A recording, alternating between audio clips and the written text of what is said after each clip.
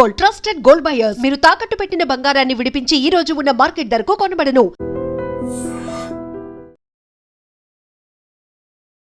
రైతులు ఎంతగానో ఎదురు చూస్తే రైతు భరోసాకి సంబంధించి మరోసారి సమీక్ష చేస్తున్నట్టుగా చెప్తున్నారు. ఎందుకంటే ఇప్పటి వరకు రైతు భరోసా ఎవరికి అందింది, అనర్హులు ఎవరైతే ఉంటారో వాళ్ళకు కూడా అందుతోంది అని పెద్ద ఎత్తున ఇంకా కూడా విమర్శలు అట్లాగే కంప్లైంట్స్ కూడా వస్తున్నాయట. రైతు వేదికల ద్వారా అట్లాగే అధికారుల ద్వారా శాటిలైట్ పిక్చర్స్ ద్వారా ఎవరైతే రైతులు సాగు చేస్తున్నారో సాగు చేసే భూమికి మాత్రమే ఖచ్చితంగా రైతు భరోసా వేయాలి, మిగతా వాళ్ళకి అసలు వేయడానికి వీల్లేదు అనేది ఫస్ట్ నుంచి కూడా ప్రభుత్వ ఆలోచన. అందులో భాగంగా ఇప్పుడు జనవరి 15 అంటే సంక్రాంతి వరకల్లా ఖచ్చితంగా ఈ డేటా అంతా సేకరించి సమర్పించాలి. అసెంబ్లీ సమావేశాల్లో పూర్తి స్థాయిలో ఎవరికి ఇస్తున్నాం, ఎవరికి ఇవ్వట్లేదు, ఎందుకు ఇవ్వట్లేదు, ఇదంతా కూడా డిస్కషన్ పెట్టి అట్లాగే మిగతా ఎమ్మెల్యేలు లేవనెత్తేటువంటి అంశాలని కూడా క్లారిఫై చేస్తూ రైతు భరోసాకి సంబంధించి మరోసారి కొన్ని మార్పులు చేర్పులు ఉండబోతున్నాయి అనేది కూడా ప్రభుత్వ వర్గాల నుంచి అందుతున్నటువంటి సమాచారం. ఇది ఎందుకు అనంటే యాక్చువల్లీ గతంలో సాగు చెయ్యనటువంటి భూములకు కూడా ఈ రైతు భరోసా నిధులు అందినాయి. అవన్నీ కూడా వేస్ట్. ఎందుకు, ఎవరైతే సాగు చేస్తారో వాళ్ళకే ఖచ్చితంగా అందాలి, మిగతా వాళ్ళకి అందకూడదు అనేది ప్రభుత్వ సంకల్పంగా పెట్టుకుంది ముందు నుంచి కూడా. కానీ మొన్న రైతు భరోసా నిధులు అంటే లాస్ట్ టైం వేసినటువంటి రైతు భరోసా నిధులు కూడా కొన్ని సాగు చేయని భూములకు వెళ్ళాయి. ఈసారి అది కూడా ఉండకూడదు అని స్ట్రిక్ట్ గా గైడ్ లైన్స్ అట్లాగే అధికారులు ఆదేశాలు ఇచ్చినటువంటి సిచ్యువేషన్ అయితే కనిపిస్తోంది.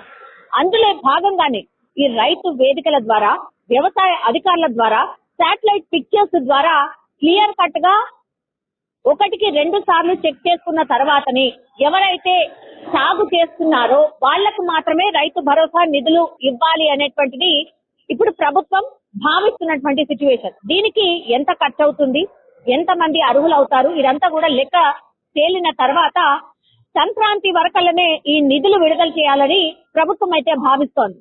అందులో భాగంగానే ఇప్పుడు రైతులకు క్లియర్ కట్ గా ఒక మెసేజ్ అయితే వెళ్ళింది, ఎవరైతే సాగు చేయరో వాళ్ళకు రైతు భరోసా నిధులు రావు. ఇది ఒకసారి గమనిస్తే కనుక ఇది మంచి నిర్ణయం. కానీ కొన్ని కంప్లైంట్స్ ఇవి కూడా ఉన్నాయి. అంటే ఎవరికైతే ఈ వాటర్ ఫెసిలిటీ ఉండదో వాళ్ళు సాగు చేయాలనుకున్నా సాగు చేయలేకపోతున్నారు. సో అట్లాంటి వాళ్ళని మినహాయించాలి. ఎవరికైతే బోరో లేకపోతే ఇంకో విధంగా ఫెసిలిటీ లేనటువంటి వాళ్ళు ఇప్పుడు పంట సాగు చేయట్లేదు, వాళ్ళని మినహాయించాలి, వాళ్ళకి రైతు భరోసా నిధులు ఇవ్వాలి అని ఇట్లా కొన్ని అయితే ఉన్నాయి. సో వాటికి సంబంధించి కూడా ప్రభుత్వం దృష్టిలోకి తీసుకోవాలి. వాళ్ళనైతే ఖచ్చితంగా రైతు భరోసా నిధులు అందేలాగా చూడాలి అని కొంతమంది రైతులు రిక్వెస్ట్ చేస్తున్న సిచ్యువేషన్ అయితే కనిపిస్తోంది. సో అన్ని కోణాల్లో శాటిలైట్ పిక్చర్స్ అనుకోండి, అర్హతలు ఎవరికి ఉన్నాయి వాళ్ళని అనుకోండి, సాగు భూములు ఖచ్చితంగా ఏర్చడం అనుకోండి, ఇట్లా ఇవన్నీ చేసిన తర్వాతనే రైతు భరోసా నిధులు విడుదల చేయాలని ఈసారి మాత్రం ప్రభుత్వం అనుకుంటోంది. అందులో భాగంగానే పూర్తి స్థాయిలో కసరత్తు చేయాల్సిందిగా అధికారులకైతే ఒక ఆదేశం అయితే అందింది. ఇప్పుడు ఈ నిధులు కూడా పక్కాగా సంక్రాంతి వరకు రైతులకు వేయాలి. ఎందుకంటే సాగుకి పెట్టుబడి దానికోసమే ఈ పథకాన్ని తీసుకొచ్చారు. అంతా రైతులు పెట్టుబడి పెట్టుకొని అంతా చేసిన తర్వాత ఈ నిధులు ఇచ్చి ఏం లాభం లేదు అనేటువంటి అభిప్రాయము చాలా సార్లు రైతులు వ్యక్తం చేస్తున్నారు. అందులో భాగంగానే ఈసారి మాత్రం ఖచ్చితంగా ఈ నిధులు రైతులకు అక్కడికి వచ్చేలాగా సంక్రాంతి వరకలనే వేయాలి అని దృఢ సంకల్పంతో ప్రభుత్వం ఉన్నట్టుగా చెప్తున్నారు. అందులో భాగంగానే ఇప్పుడు సాగు చేయాల్సినటువంటి వాళ్ళు, సాగు చేస్తున్నటువంటి వాళ్ళకైతే ఖచ్చితంగా రైతు భరోసా అందుతుంది. కానీ సాగు చేయనటువంటి వాళ్ళకి మాత్రం రైతు భరోసా నిధులు అందవు. ఇది క్లియర్ కట్ గా ప్రభుత్వం అయితే చెప్తున్నటువంటి సిచ్యువేషన్ అయితే కనిపిస్తోంది. నిజంగా ప్రస్తుతం ఉన్నటువంటి సమాజం దేనికి ప్రయారిటీ ఇస్తుంది?